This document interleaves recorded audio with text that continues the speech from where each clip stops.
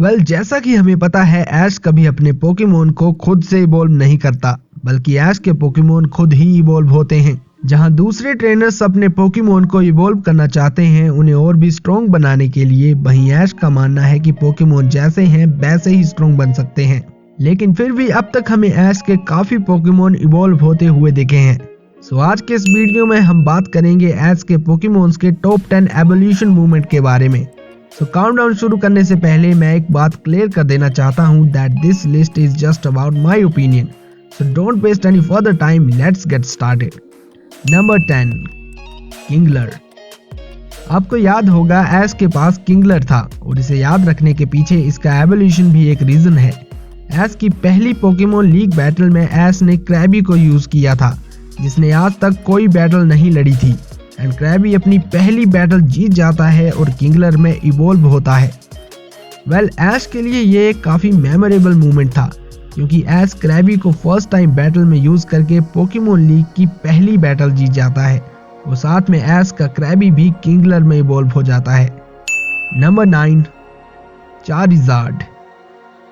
Charmander जब चारमिलियन में evolve होता है तो वो मूवमेंट कुछ खास मेमोरेबल नहीं था, बिकॉज इट हैपेंड रैंडमली। लेकिन चारमिलियन का चारिज़ार्ड में इवॉल्व होना हम कभी नहीं भूल सकते। जब एक वाइड एरोडैक्टिल ऐश के ऊपर अटैक करता है तो चारमिलियन इवॉल्व होता है चारिज़ार्ड में। देखने से लगता है कि चारमिलियन ऐश को प्रोटेक्ट करने के लिए चारिज़ार्ड में इवॉल्व हुआ था, लेकिन ये सच नहीं है, क्योंकि चारमिलियन एरोडैक्टिल को हराने के लिए चारिज़ार्ड में इवॉल्व हुआ था। It means Charizard doesn't care about his trainer, but surprisingly Jigglypuff वहां पे अपेयर होती है और उसके गाने की वजह से ऐश और एरोडैक्टिल को नींद आ जाती है और ऐश एरोडैक्टिल की पकड़ से छूटकर सीधा चारिज़ार्ड के ऊपर गिरता है। लेकिन देखने वाली बात यह है कि इस सीरीज में चारिज़ार्ड ऐश का पहला पोकेमोन था जो कि फुली इवॉल्व हुआ था और साथ में ही ऐश को एक पोकेमोन एग भी मिल जाता है, इसीलिए ऐश के लिए ये एक काफी मेमोरेबल मूवमेंट था। नंबर 8, ग्लाइडस्कोर। ऐश का ग्लाइगोड ज्यादा कुछ नहीं पर एक स्ट्रॉन्ग पोकेमोन बनना चाहता था, लेकिन बैटल के मामले में ग्लाइगोड काफी कमजोर था, क्योंकि उसको बैटल करने से काफी डर लगता था। लकीली गैरी ओक ऐश को एक रेजर फैंग देता है, जिसकी हेल्प से ऐश का ग्लाइगोड इवॉल्व होता है ग्लाइडस्कोर में। लेकिन फर्स्टली ऐश चाहता है कि उसका ग्लाइगोड जस्ट रेजर फैंग को यूज करके ही इवॉल्व ना हो, बल्कि खुद हार्ड ट्रेनिंग करके अपने एवोल्यूशन को अर्न करे। लेकिन जब एपिसोड के एंड में ऐश टीम रॉकेट के बलून से नीचे गिरता है तो ग्लाइगोड ऐश को बचाना चाहता है, but Ash is too heavy for ग्लाइगोड टू लिफ्ट। तभी ऐश रेजर फैंग को ग्लाइगोड के पास फेंकता है, जिससे ग्लाइगोड इवॉल्व होता है और ऐश को बचा लेता है। और इसी के साथ ग्लाइडस्कोर को अपनी पावर्स और स्ट्रेंथ को दिखाने का मौका भी मिल जाता है। Number 7, crocodile. यह एवोल्यूशन हमें तब देखने को मिलता है जब ऐश और iris Pokemon world tournament junior cup में एक दूसरे से बैटल करते हैं। आइरिस बेसिकली काफी सारी बैटल्स इजीली जीत जाती है with her Dragonite, but it all changed when they meet Krokorok. But match देखने से लगता है ऐश ये बैटल हार जाएगा, लेकिन मैच यू टर्न तब लेता है जब ऐश का क्रोकरोक क्रोकोडाइल में इवॉल्व होता है और आइरिस के ड्रैगनाइट को हराकर मैच को जीत जाता है। Number 6, Greninja. अगर आपने भी पोकेमोन XY एनिमे सीरीज देखी होगी तो ये सीन आपका भी फेवरेट होगा और आप ऐसा बोल सकते हो कि ऐश के फ्रोगडियर को ग्रेनिंजा में इवॉल्व करके XYG सीरीज की स्टोरी को बिल्ड किया गया था। इसकी शुरुआत होती है जब ऐश मिलता है सानपे से और उसके साथ निंजा विलेज जाता है और तभी वहां पे एक और निंजा ग्रुप अटैक करता है निंजा विलेज पर कब्जा करने के लिए। ऐश सानपे के साथ दूसरे निंजा ग्रुप से फाइट करता है, तभी बैटल के बीच में ऐश का फ्रोगडियर इवॉल्व होता है ग्रेनिंजा में। That is surely a memorable movement for Ash, but इसके तुरंत बाद ही हमें देखने को मिलता है very first activation of mega evolution power. हालांकि ये एवोल्यूशन उतना परफेक्ट नहीं था, लेकिन फिर भी ये सीन काफी ऑसम है। Number 5, Sirfetch'd. यह एवोल्यूशन पोकेमोन जर्नी सीरीज का एक बहुत ही मेमोरेबल मूवमेंट है। After losing from Rinto and his Gallade, Ash और उसके फारफेच का एक ही गोल था, रिवेंज। और उसके लिए ऐश और फारफेच हार्ड ट्रेनिंग के लिए जाते हैं कैमन के ट्रेनिंग कैंप में।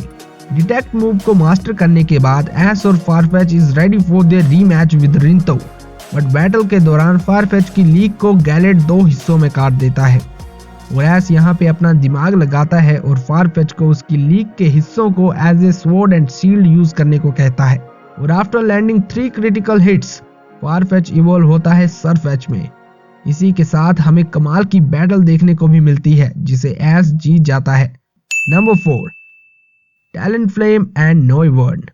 पोकेमॉन सीरीज XY में हमें 2 इक्वली एपिक एवोल्यूशन देखने को मिलते हैं। लेजेंडरी पोकेमॉन मोल्टेस के साथ बैटल करते टाइम हमें टैलेंटफ्लेम का एवोल्यूशन देखने को मिलता है।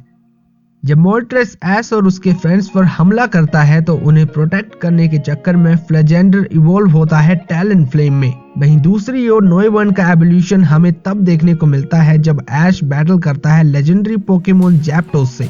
जब जैप्टोस हलूचा को थंडरबोल्ट से हिट करता है तब ये लिटिल डूड हलूचा को बचाने के चक्कर में इवॉल्व हो जाता है नोइवर्न में और यहाँ पे हमें नोइवर्न और जैप्टोस की एपिक बैटल भी देखने को मिलती है। Number 3, Lucario. Now this one is pretty special क्योंकि ऐश हमेशा से रियोलू को पकड़ना चाहता था और पोकेमॉन जर्नीज में हमें ऐश के पास रियोलू देखने को मिलता है। लेकिन जब ऐश चेयरमैन रोज से बैटल कर रहा होता है तब ऐश का रियोलू इवॉल्व होता है लुकारियो में। This scene is really epic. लेकिन इस एवोल्यूशन के सेम टाइम में ही हमें गो और उसके रैबूट की एपिक बैटल भी देखने को मिलती है और लुकारियो एंड सिंडरेज का एवोल्यूशन हमें सेम एपिसोड में देखने को मिलता है और then they team up with Zacian and Zamazenta to take down Eternatus. ये एवोल्यूशन खुद में ही इतना एपिक एंड मेमोरेबल है जिसे हम कभी नहीं भूल सकते। नंबर 2, लाइकेनरोक।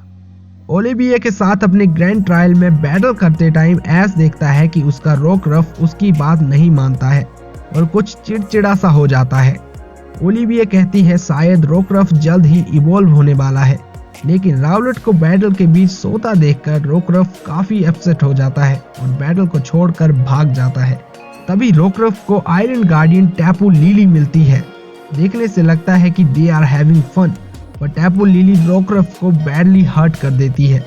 तभी ओलिविया और ग्लैडियोन के लाइकेनरोक रोकरफ को रेस्क्यू करते हैं और टैपू लिली अपनी पावर से रोकरफ को हील कर देती है और इसी सीन के ठीक बाद एक ग्रीन लाइट देखने को मिलती है जिसकी वजह से रोकरफ डिफरेंट टाइप के लाइकेनरोक में इवॉल्व होता है, जिसे प्रोफेसर को कोई डस्क फॉर्म का नेम देते हैं क्योंकि अभी तक सभी ने लाइकेनरोक की मिड डे फॉर्म और मिडनाइट फॉर्म ही देखी होती है। Number 1, Incineroar. This moment is powerful one ever. एस्केलेटन जब पहली बार मास्क रॉयल के इंसिनेरोर से मिलती है तभी उसके इंसिनेरोर को अपना राइवल बना लेती है और after epic battle in Alola league Torracat अपने गोल को अचीव कर लेती है और बैटल को जीतने के बाद इंसिनेरोर में इवॉल्व होती है। अगर ये एवोल्यूशन बैटल के एंड होने से पहले हुआ होता तो हमें इंसिनेरोर वर्सेस इंसिनेरोर की एपिक बैटल देखने को मिल जाती, लेकिन ऐसा नहीं हुआ। बट ऐश के टोरीकैट ने ये प्रूव कर दिया कि बीइंग ए टोरीकैट भी इंसिनेरोर को हराया जा सकता है। और सबसे मेमोरेबल पार्ट तो ये है कि टोरीकैट का एवोल्यूशन ऐश को बैटल जीतने के रिवॉर्ड के तौर पर हमेशा याद रहेगा और इसीलिए ये एवोल्यूशन मेरे अकॉर्डिंग सबसे बेस्ट एवोल्यूशन है। Thanks for watching everyone. अगर आपको पोकेमॉन जर्नीज की रिव्यू सीरीज देखनी है तो आप यहाँ से देख सकते हो और ऐसे ही ऑसम वीडियोस देखने के लिए चैनल को सब्सक्राइब करके बेल नोटिफिकेशन को ऑन करना मत भूलना। तब तक के लिए बाय, मिलते हैं अगली वीडियो में।